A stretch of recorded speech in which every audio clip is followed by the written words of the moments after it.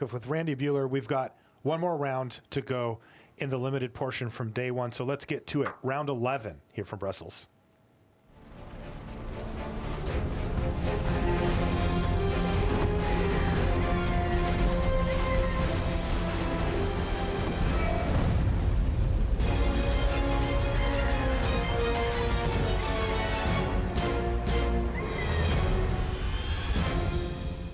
Hello and welcome to coverage of Pro Tour Dragons of Tarkir. Marshall Sutcliffe in the booth with Randy Buehler, and we are just about underway in round 11. This is the third and final match of the second draft, and in fact, the limited portion of our Pro Tour for this weekend here from Brussels, and we've got a good one to finish off with here. Hall of Famer Makihito Mihara, 5 Pro Tour top 8s. In fact, we have a total of 7 Pro Tour top 8s just in our main feature match table here represented. There's 5 of them right there. He's deep in meditation, it looks like. His opponent, on the other hand, Owen Turtenwald, currently ranked #1 in the world and looks, well, not that interested at the moment. He's got 2 Pro Tour top 8s, and he's in focus mode, ready to battle here as these two gentlemen find themselves both at 7-3, so potentially on the brink of losing their ability to top 8 here. Yeah, more than potentially. 4th. This is an elimination match. The loser will not make top 8. And these are guys that measure Pro Tour success in top 8s, I think. You know, top 16 would certainly help Owen hold on to that number 1 ranking, but he wants to make a run from here. Certainly wants to go into constructed live for top 8. Tarka Beastbreaker there for Makihito Mihara is the first creature to hit the battlefield. Owen's going to crack his Evolving Wilds, go get his other color, which in this case is 300 career pro points already for Owen. Only 26 years old.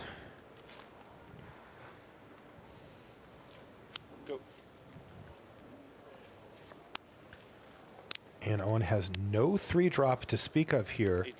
As the Beastbreaker rumbles for 2, dropping Owen down to 18 and a follow-up. Well, not that impressive here for Makihito Mihara.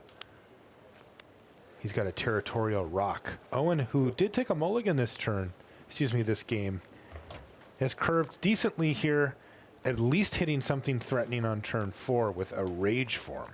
Yeah, his deck's pretty aggressive. This is not the normal fast start. I mean, he's got a bunch of, Mardu Scouts and Skirmishers, sort of cheap creatures that can come out, get the beatdown started to then set up all the removal that he has. Speaking of removal, here's Epic Confrontation for Makihito Mihara.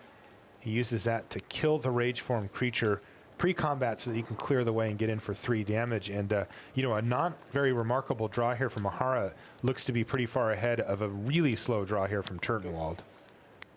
Kolaghan Skirmisher is all he can add to the board here. He's got 3 mana left over. Mihara's going to have to be wary of that, but no, nothing. Territorial Rock gets in there, and this could be the big finisher here for Mihara. Yeah, Mihara's green-white deck just has a lot of fat at the top of the curve. 2 Feral Crew Shocks. He's got a Teamer Sabertooth. Okay, well, he just hit the initial stages there of that top end, and it is a Feral Crew Shock for Mihara. Sarkhan's Rage is going to take down the Crew Shock at the expense of 2 life for Turtenwald, who finds himself falling further and further behind here. He was careful, though. He used that Sarkhan's Rage on his main phase. You'll see that when players want to make sure that they don't get blown out by some type of combat trick. And when you're facing a a green-white deck, you're going to see a lot of combat tricks. 10. Turtenwald drops the 10 as the Territorial Rock continues to chip away in the air. Circle of Elders now for Makihito Mihara, though, still really isn't adding a lot to his offensive game plan. Anything counts, as right now Owen's just got the Lonely Tutu there.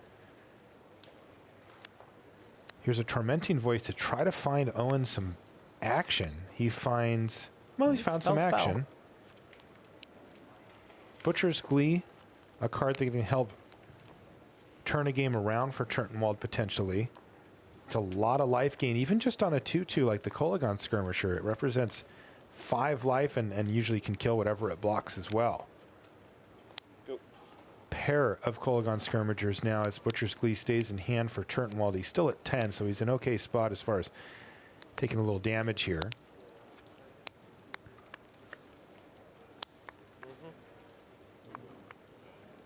There's in a second a Tarka Beastbreaker. And Mihara's actually going to go ahead and attack here. Turtenwald with only the 1 mana available is going to single block. Yep. Now you see the Circle of Elders tap for 3 mana there. That's because Mihara has Formidable. He played that Beast Breaker, or excuse me, that actually isn't a Beast Breaker. The second one is the Dragon Scarred Bear. But either way, that got him enough to Formidable so that he could tap his Circle of Elders for 3 mana and pump his Beast Breaker, turning it into a 6/6 and taking down one of the skirmishers. So Turtenwald under immense pressure now, and you can see it on his face. He has got a lot of creatures to try to deal with here to survive.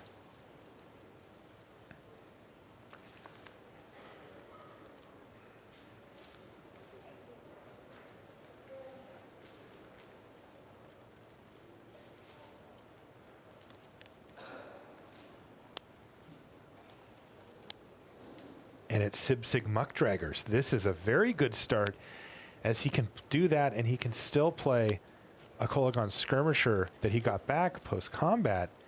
And now he's got a 3/6 as a blocker, which can help him start to deal with that Beast Breaker, which has now become the most important creature on the battlefield.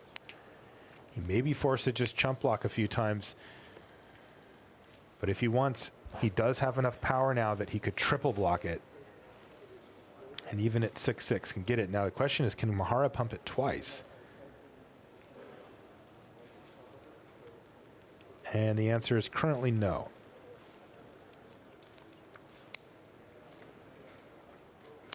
And that just changed.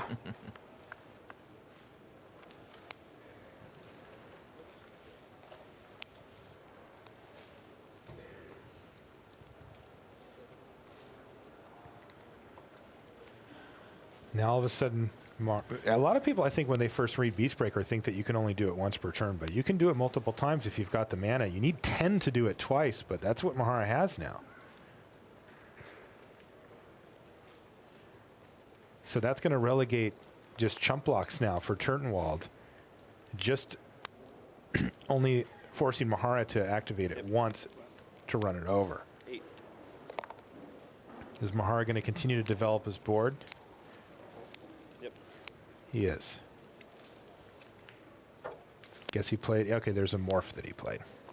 Ambuscade Shaman off the top for Turtenwald. He's got a roast in his hand, so he can actually use this opening to take down the Beastbreaker. Now that the shields are down, as we say, Mihara currently doesn't have enough mana to pump it even one time.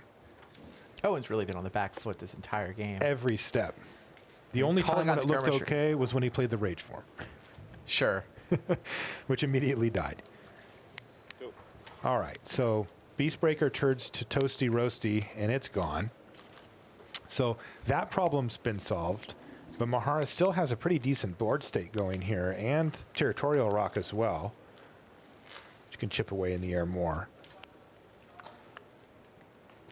You see that Owen's left up Butcher's Glee mana here.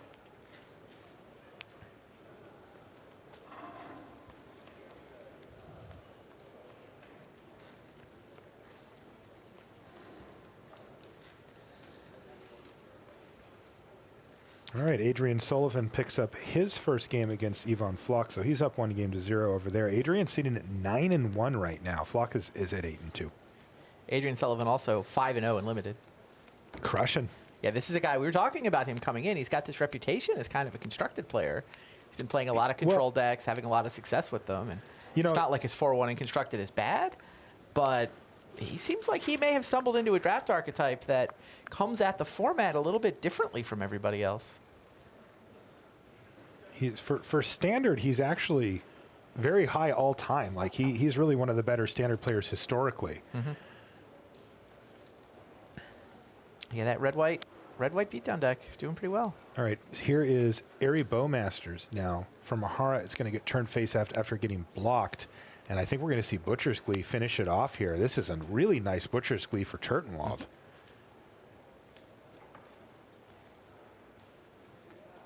And there we go. Butcher's Glee takes down the Bowmasters. And it's going to gain Turtenwald 6 life in the process as well, meaning that he's just taking no damage this turn. Yeah, it's just a great card in this black-red archetype. It's just a great card. Current modern level limited with clunky removal spells mean that cards like Butcher's Glee go up, and they have a big effect on the game. And crazy artwork. Croteak gets the face-down creature from Mihara. Segmented? Oh, yeah.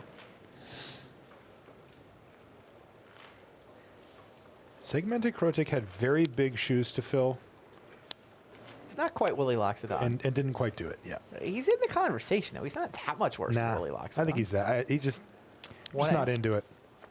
I The don't one know extra why. mana? I don't know. Is it the extra mana? I don't even know what it is. I feel like he's underrated.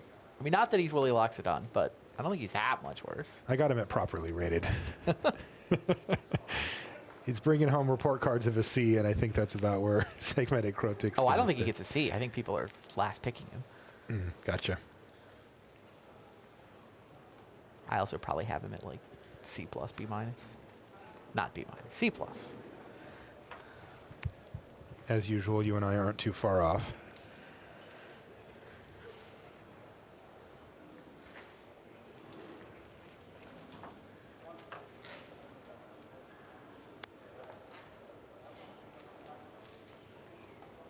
Owen's still on the back foot, still obliged to just try to block and kill a bunch of stuff. Doesn't have a choice at this point.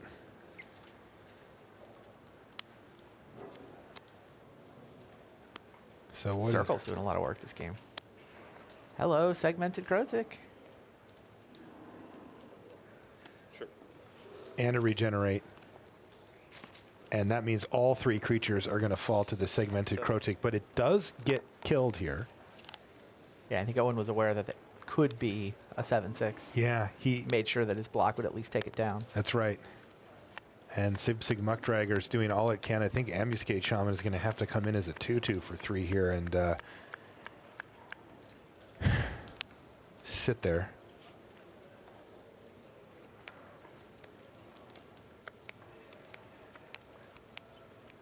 So Don van Ravenswaj is up a game over Jelger Vigersma on the back table as well.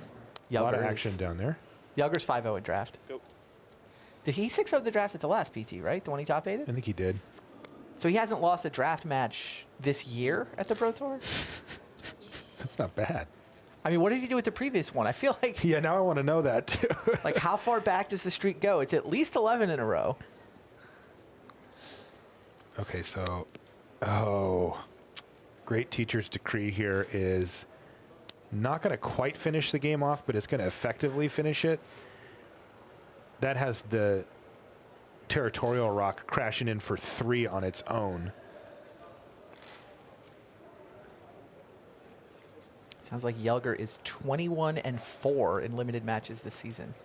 Now, is that 21-4 coming into this weekend? So coming in, so he's now up to 26-4. That is- 26 that and is 4? dominant. 26 of 30. Just absurd.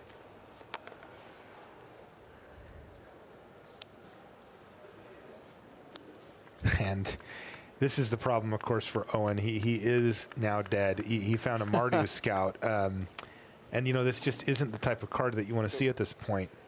And these aggressive decks really need to curve out and kind of get ahead and stay ahead. And when Right. they get behind, this is the problem. He's been casting spells and, you know, making plays and such, but it's just not good enough. He goes down to 1 here, facing down the Territorial Rock and 2 other creatures with no creatures on the battlefield outside of the Sibsig Muckdraggers. And that's going to do it. So, Makihito Mihara, never really behind in that game. Got ahead, Owen stay fought ahead. for a long time. Owen hung right in there, but like I said, it's just that inevitability isn't really there.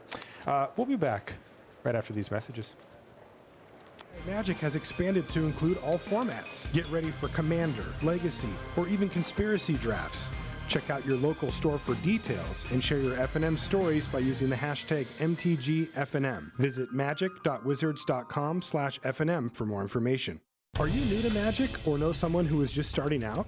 You're in luck because Magic Duels is the best way to learn Magic and a great way to teach your friends. Look for Magic Duels Origins this July on Xbox One, PC via Steam, and tablet via iPad with PlayStation 4 joining later this year.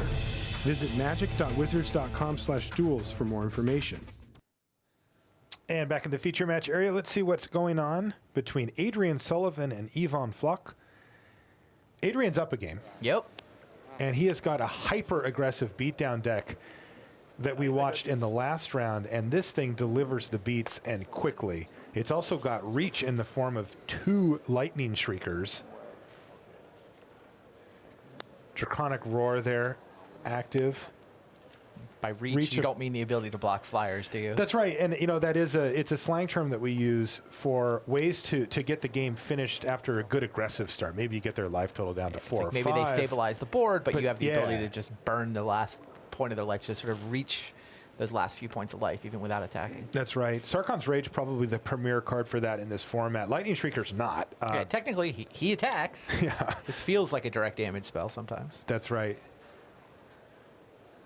And interestingly, Adrian able to leverage those 2 Lightning Shriekers with the Draconic Roar you see up in his graveyard there. Not the dragon that you'd prefer to reveal to it, but you'll take it.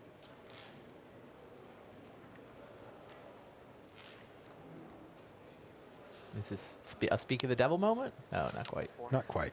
All right. This looks more like an end step scenario here. We'll get some. Very mean. I'm going to use some proper tokens. Well, it's actually kind of funny because he has Rashad tokens, and Rashad had to tell him, no, we're going to use the real tokens. That's funny. But we like to keep the tokens the same, so that it's easier to see just at a glance. That was main phase. Interesting. Is that what you're seeing here, Randy? Yeah, he's triggering Formidable on the 4/2. 4, 5, 6, 7, 8, 9. Yeah, you're right. So Sabertooth Outrider is going to get first strike in that attack and not be able to be traded off. Interesting play there from Adrian. I like it. Also, it ensures that he's going to resolve all those tokens. Right. It's not likely to get countered, but it happens occasionally.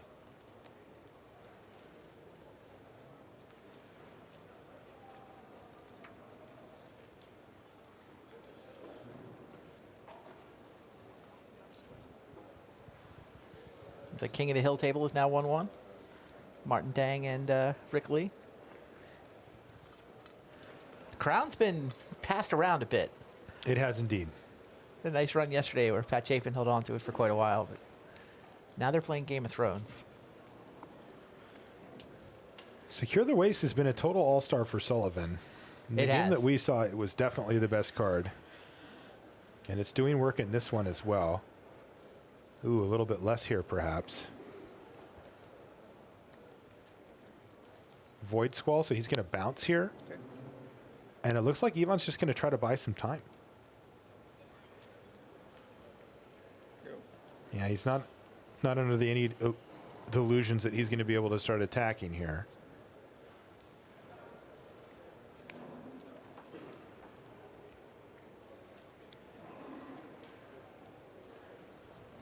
Why don't we jump back over to our main feature match here as they're just getting underway. Owen Turtenwald versus Makihito Mihara. I want to see how this one ends up. It looks like Owen has a better draw here. He's playing Tormenting Voice on turn 2, which is It's not ideal. Not what you really want to be doing, but it also does help ensure that he's going to have a better draw than he did last time. See if he's got a 3-drop. No, he's got a Kolaghan Skirmisher He could have on spent turn 3 3. mana on it. Could have dashed it out, come over. And same 2 creatures we saw from Mihara in the first game, Tarka Beastbreaker and a Dragon's Guard Bear. Go.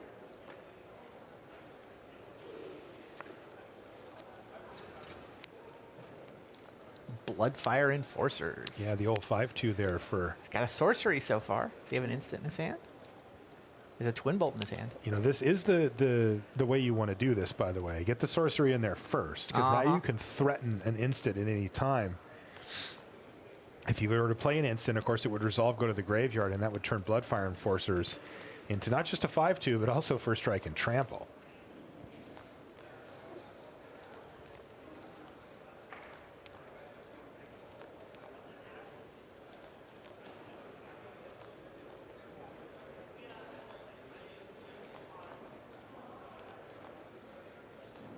Owen's going to attack with Bloodfire Enforcers. Get in there.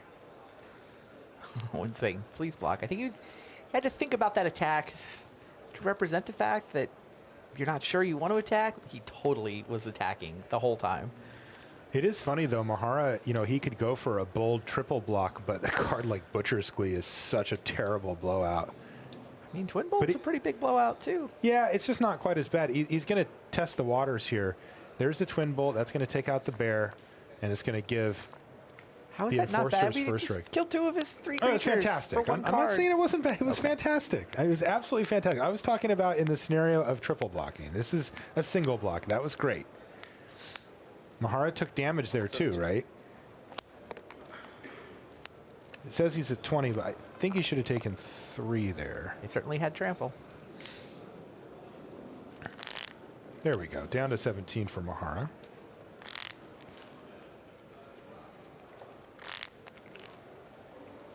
What do you think about Mihara kind of saying, okay, well, I'll Show test me. the waters here. Show me one. Yeah, I think I like it. I mean, he gets 2 for 1 in the deal. It's a big but I risk mean, for Mihara. If Owen doesn't have an instant there, You just take it's 5. Spectacular. Yeah, that's true. Also, you're still taking 5. Boltwing Marauder. Boltwing Marauder is one of the nice dragons from Dragons of Tarkir. It's a regular rare, but the thing gets the job done in a hurry. At only 5 mana, you get a 5/4 flyer, that's an easy sell on its own, but it gets even worse for your opponent. Thing gets huge. You can spread around those +2/+0s as you see fit as well. Oftentimes correct just to put it on the Marauder itself, since it's often getting in for damage, but you don't have to. Epic Confrontation Sure. is going to take down... Wow, and Valorous Stance too. Huge swing of events here. Mihara has absolutely taken over this board with that turn. 2 2-mana removal spells later, and Owen just lost, well, his 2 best threats. I mean, those were his awesome threats. Jeez, that was a big swing. Yeah, now he's down to Kolagon Skirmisher and Mardu Scout. And it's facing down an Airy Bowmasters. Does have a Vulture's Avid in his hand, so He can cash it in. Wow, that turn was massive. How is Owen going to recover from that? Having both of his huge creatures killed in the same turn for just 4 mana as well. Massive setback.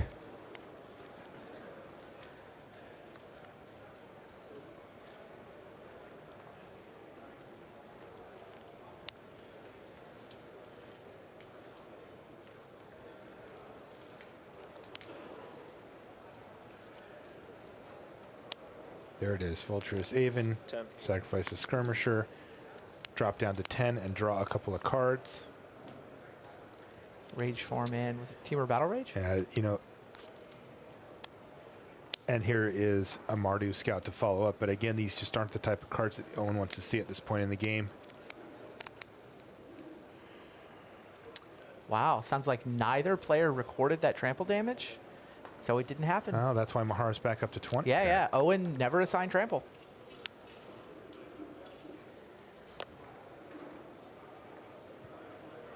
Okay.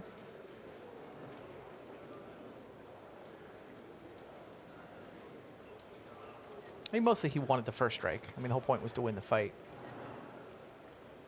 But you get trample thrown in for free.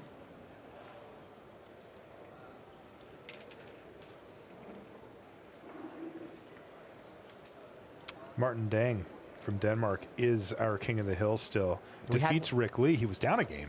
Held on to it for a round. Yeah, and then won 2 back-to-back to keep it. You know, people, you don't want to give up that crown easily. No, Crown's stopped moving this time.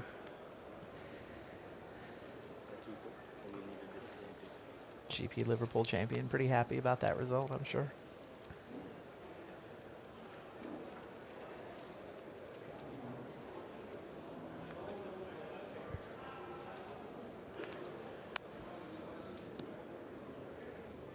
Pharaoh Khrushchev enters the red zone. Turtenwald declines any blocks, takes 5, falls to 5.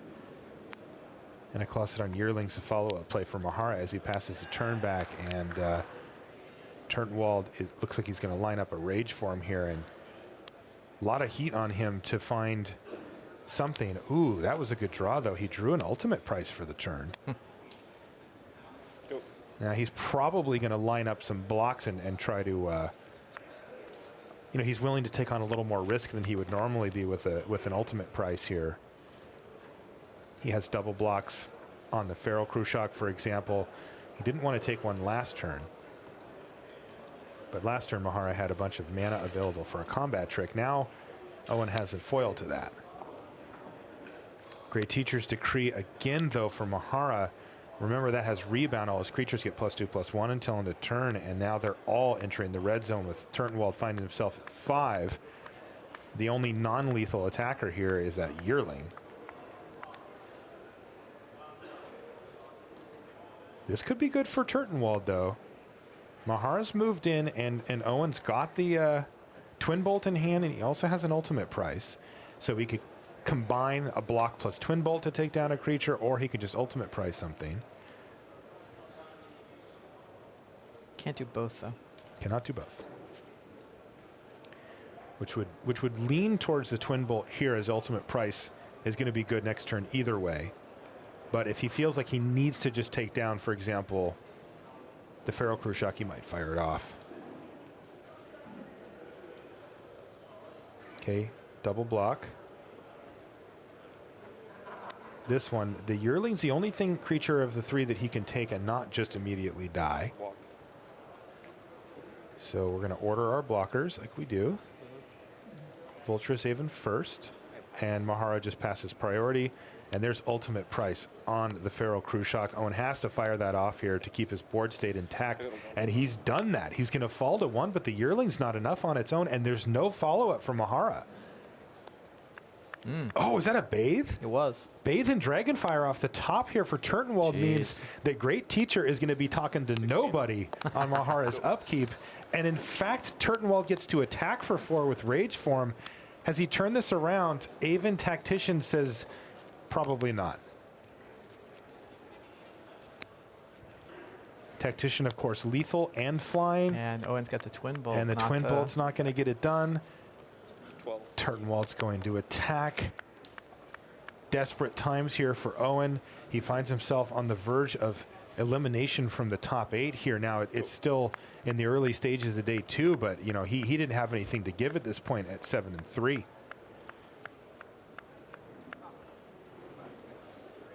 Mihara's trying to think of any reason not to attack. He can't find one. Sends it into the red zone, and Owen almost stabilized. So close. It's been his whole season, right? I mean, he's still #1 ranked in the world. I mean, he's having a good season.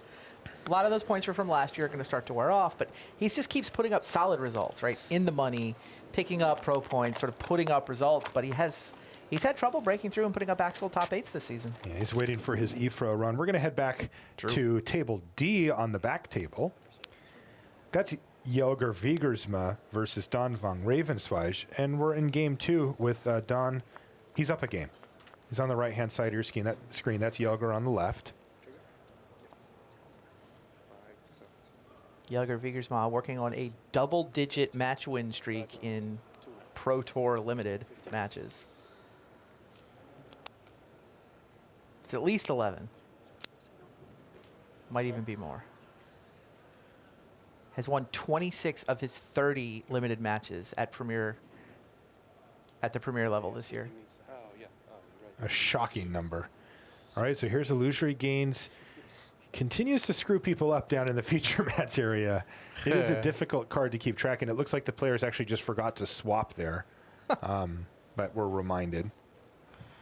And that interestingly means that Jelger gets to take a look at what that manifest is, and of course so does Don.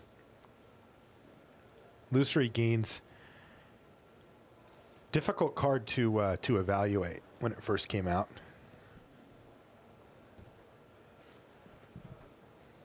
What did Don just realize? I think I need to ask a question. Uh-oh. Sure.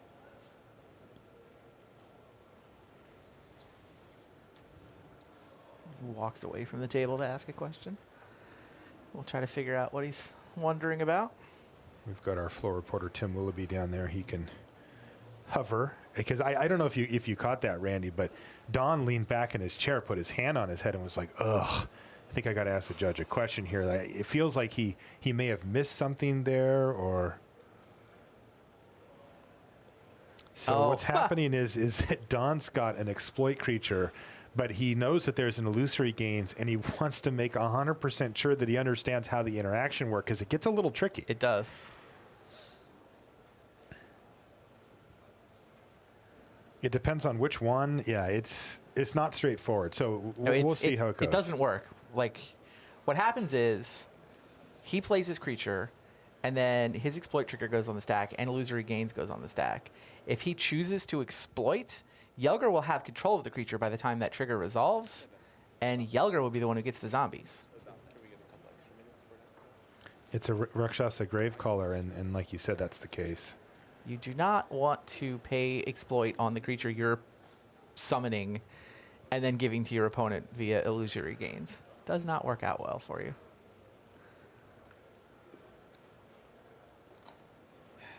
Poor Don's just shaking his head. Illusory gains can be a frustrating card to play against. Yeah, I think he figured it out.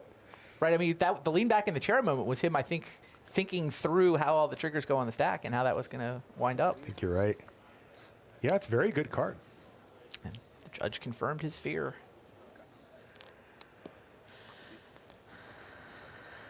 Palace Familiar gets in for 1. Sounds like Don actually had heard the story about when this came up yesterday. It was the Sidisi in yesterday's example. Don was like... Adrian Sullivan actually won that match yesterday despite giving his opponent a free Sidisi trigger. And he just improved to 10-1, Randy. Oh, wow. He just won his match against Ivan Floch as well. That's 6-0 in limited, too. Wow. Adrian primed to make a run at his first Pro Tour top 8. Indeed. Soul Flare was what Don eventually decided to do with his turn.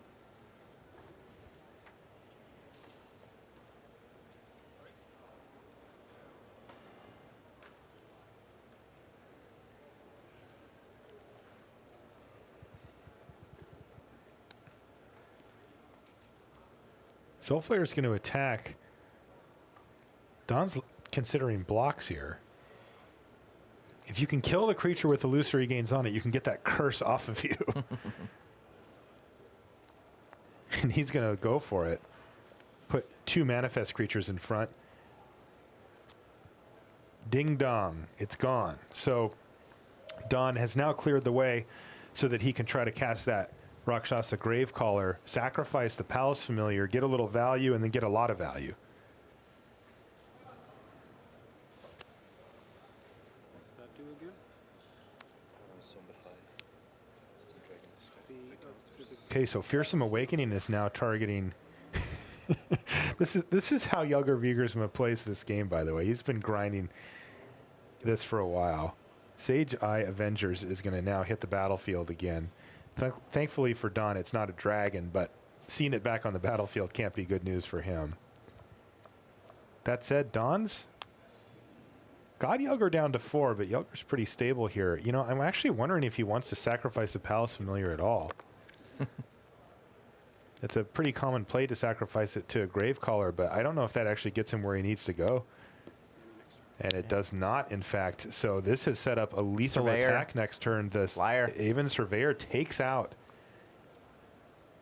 the potential bounce ability there from the Avengers and really ties up a bunch of Jelger's mana as well. Also puts up 3 power in the air versus Jelger, where if he were to just tap out, replaying the Avengers, he would die.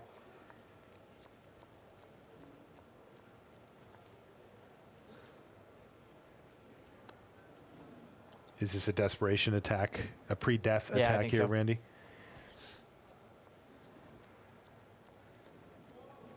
don't block the goblin here.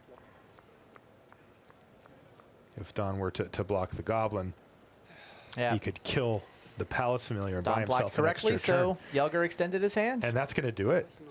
Streak over, but Jelger's still 5-1 in limited. Yeah, he doesn't lose often. He did get 2-0'd there by Don von Ravenswaj, though, so that's actually going to do it for that draft. Yeah, Jelger's still live for top 8. He's 8-3, so no more losses to give.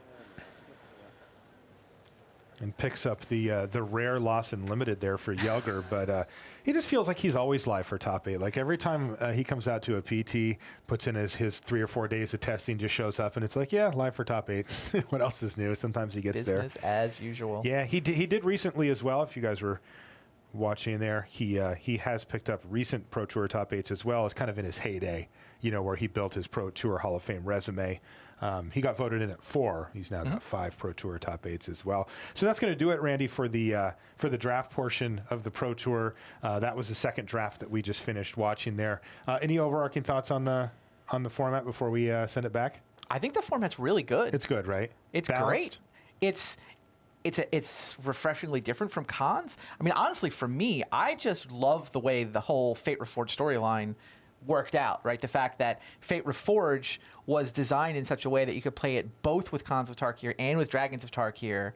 Like, they actually just pulled that off. Like, how the difficulty level on that is high. Very high, right? Very high.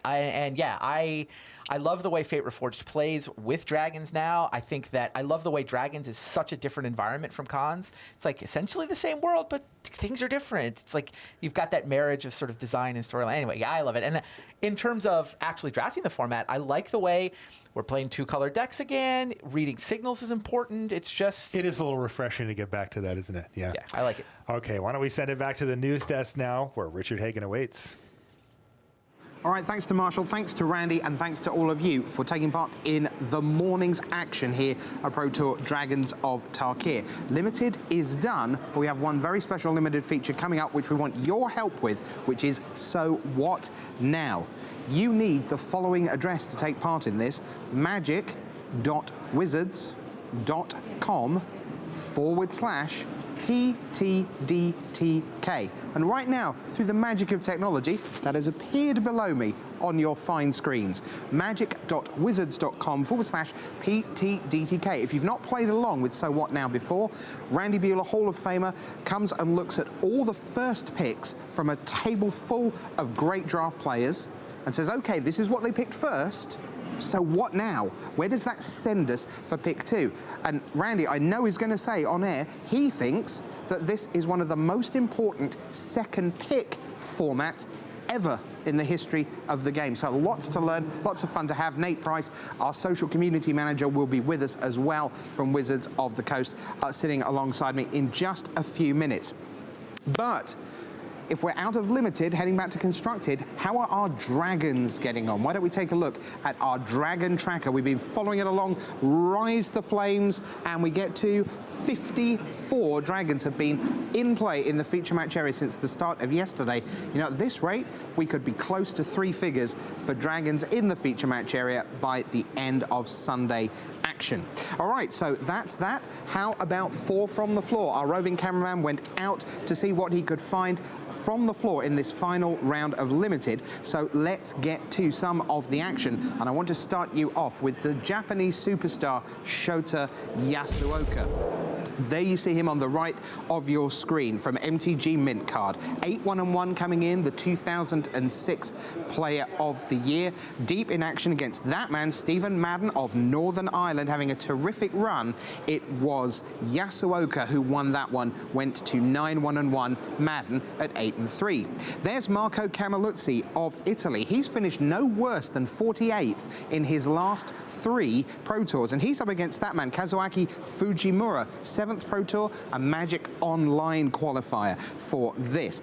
And this one, Well, they were going at it deep, deep, deep into the round. They're one of the last few matches to finish. There, you see Ken Yukihiro of Japan just standing up there.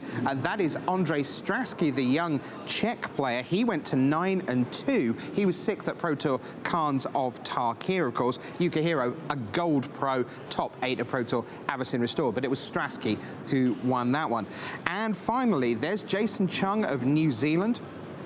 The New Zealander, 60% win rate from his 5 Pro Tour starts. There you see Nathan Holliday of the USA, a silver pro. He had 7 wins, a loss, and 2 draws coming into this. That is now 7 wins, 2 losses, and the 2 draws. So it was Chung who won that one. Chung goes to 9-2. You saw the handshake there. So Chung very much in the running here at Dragons of Tarkir. So what does that mean in terms of the pods? We showed you 7 pods this morning where all the players were 6-2 or better. Let's check those out, show you the winners and losers within each group of 8. So we begin with pod 1, and there you see Adrian Sullivan and Martin Dang head the way at 10-1. Shota Yasuoka 9-1-1. Rick Lee, the overnight 8-0. He went 1-2 in draft, but still has losses to give at 9-2, 3-8-3s. And Felipe Valdivia now at 7-3-1. That puts him on the edge of contention.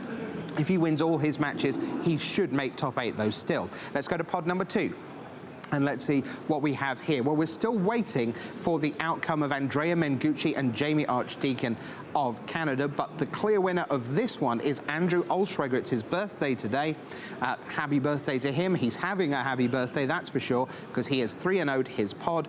Tim Wu at 9-2. Seth Manfield, that draw from early. You see a few draws around. Jamie Park the same, 7-3-1, still just about alive. Friedman is done at 6-5. Pod number 3 then, if we can. Let's take a look at pod number 3. And again, we're waiting for one result. That's between Piotr Glogowski of Poland and Paul Rietzel. But up the top there, Steve Rubin has emerged from the 6-2 scrum. Everyone here began at 6-2. Eric Froelich, Paul Jackson of Australia, and Andy Tenjum.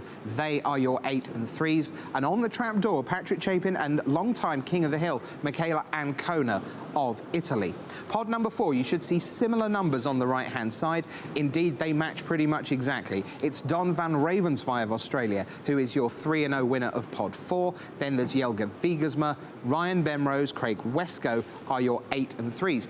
Shahar Shenhar, 7-4. I think he'll be very disappointed with a 1-2 record in his draft. And Tom Martell also 1-2. Some very good players there. Look at NSW or Magic Online from South Korea, Nam Sung-wook, 6-5. So he has the 0-3 start to the day and is out.